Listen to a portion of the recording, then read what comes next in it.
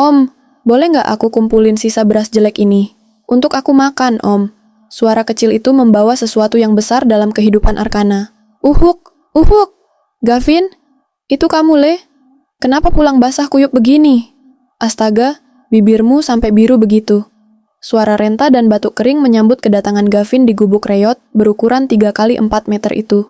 Neneknya, Mbah Uti, berusaha bangun dari dipan kayu yang hanya beralaskan tikar tipis.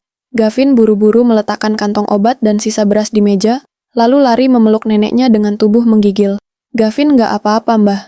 Tadi hujan deres banget pas Gavin lagi neduh di depan toko. Bohong Gavin, menyembunyikan fakta bahwa ia baru saja lari ketakutan karena ditanya soal ayahnya oleh orang asing. Kamu dapat beras, Le. Kalau nggak dapat nggak apa-apa. Mbah tadi udah minum air anget, udah kenyang, ucap Mbah Uti lembut, tangannya yang keriput mengusap rambut basah cucunya. Gavin menggeleng kuat, lalu tersenyum lebar memamerkan kantong kresek hitam dan bungkusan obat mahal di tangannya. Lihat nih, Mbah, hari ini Gavin dapat rezeki nomplok. Ada om bos yang baik banget, dia beliin Mbah obat yang mahal. Terus, beras menir yang Gavin kumpulin hari ini lumayan bersih, cuma kecampur kerikil dikit. Nanti Gavin pilihin ya, terus kita bikin bubur yang enak. Mata tua Mbah Uti berkaca-kaca. Ia menatap nanar bungkusan obat dengan logo apotek ternama itu. Om bos, siapa? Le, dengerin Mbah. Orang kaya itu pamrih, jangan sembarangan terima pemberian orang. Nanti kamu diculik atau disuruh kerja paksa. Ibu kamu udah wanti-wanti, kita harus hati-hati sama orang kota. Enggak, Mbah, om bos ini beda, sela Gavin cepat, membela pria yang bahkan ia tak tahu namanya itu.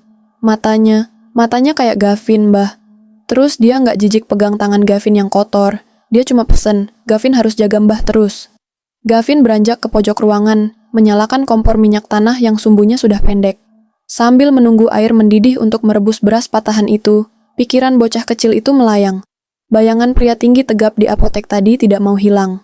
Kenapa om itu nanya soal papa? Apa om itu kenal papa? Papa itu beneran orang jahat ya? Kok sampai sekarang nggak pernah cari kita? Apa karena Gavin makannya cuma beras sisa, jadi papa malu? Pertanyaan polos itu membuat suasana gubuk menjadi hening dan menyesakkan. Mbah Uti hanya bisa menghela napas panjang, menahan rahasia yang selama ini dijaga ketat oleh putrinya Nara. Bukan papa kamu yang jahat, Le, tapi keadaan. Dunia orang kaya dan orang miskin itu ada tembok besarnya. Kadang, ada hal-hal yang dipaksakan pisah biar nggak saling nyakitin. Gavin terdiam. Ia mengaduk bubur beras menir itu dengan pandangan kosong. Tembok besar. Apa om bos tadi juga ada di balik tembok itu? Om, boleh nggak aku kumpulin sisa beras jelek ini? Untuk aku makan, Om. Suara kecil itu benar-benar merubah kehidupan Arkana. Di sebuah penthouse mewah di lantai 40 apartemen SCBD, Arkana Dirgantara berdiri menghadap jendela kaca raksasa yang menampilkan kelap-kelip lampu kota Jakarta. Di tangannya ada segelas kopi mahal yang isinya belum disentuh sejak 1 jam lalu. Ponselnya di meja marmer terus bergetar. Nama Clarissa muncul di layar untuk ke-10 kalinya. Arka membiarkannya. Sial, umpat Arka pelan. Ia membanting gelas kopinya ke lantai. Prang! Cairan hitam membasahi karpet bulu impor. Arka berjalan cepat menuju brankas tersembunyi di balik lukisan abstrak di dinding kamarnya. Dengan jari gemetar, ia memutar kombinasi angka. Bukan tanggal lahirnya, bukan tanggal jadiannya dengan Clarissa, melainkan tanggal pertama kali ia bertemu Nara di perpustakaan kampus. Klik, pintu brankas terbuka. Di sana, tersimpan sebuah kotak beludru biru yang sudah usang. Arka membukanya. Isinya hanya selembar foto paranoid yang warnanya mulai pudar dan sebuah cincin perak sederhana. Di foto itu, Arka muda sedang merangkul seorang gadis berambut panjang dengan senyum manis yang meneduhkan. Nara. Kamu di mana, Ra? Bisik Arka parau, mengusap wajah Nara di foto itu dengan ibu jarinya. Anak itu Gavin. Kenapa dia mirip sekali sama aku? Apa yang kamu sembunyikan dari aku selama 5 tahun ini? Suara bel pintu interkom berbunyi, membuyarkan lamunan Arka. Masuk, perintah Arka setelah menekan tombol pembuka kunci otomatis. Bimo masuk dengan napas ngos-ngosan, jasnya sedikit berantakan. Lapor, Pak Arka. Arka segera menutup kotak beludru itu dan memasukkannya kembali ke brankas. Ia berbalik, wajah sendunya seketika berubah menjadi topeng dingin seorang CEO. Mana sampelnya? Kamu sudah dapat? Tanya Arka to the point. Bimo menelan ludah tampak takut. Maaf pak, nihil. Nihil? Suara Arka meninggi 1 oktav.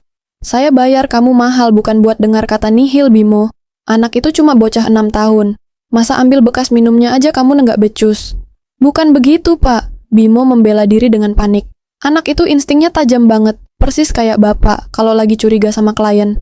Tadi pas dia makan bakso tusuk di pinggir jalan, saya udah coba deketin buat ambil tusuk bekasnya. Dia malah bungkus tusuk bekasnya pakai tisu terus dikantongin. Katanya, jangan buang sampah sembarangan om, nanti banjir. Gila nggak tuh anak pak? Arka tertegun. Kemarahannya sedikit surut, digantikan rasa kagum yang aneh. Itu didikan Nara.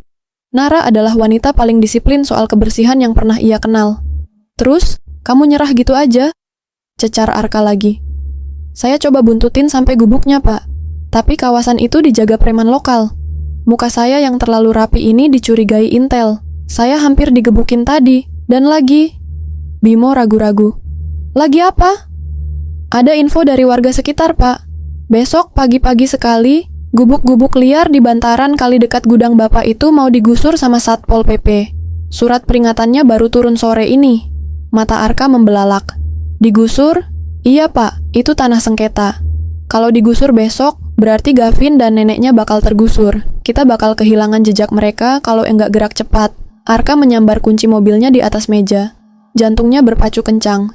Ia tidak bisa membiarkan Gavin menghilang lagi. Jika anak itu pergi, maka jejak menuju Nara juga akan tertutup selamanya. Siapkan tim keamanan pabrik. Jangan biarkan siapapun menyentuh gubuk nomor 14, gubuk tempat Gavin tinggal. Blokade area itu dengan alasan keamanan aset perusahaan. Tapi Pak, itu melawan hukum. Itu tanah Pemda.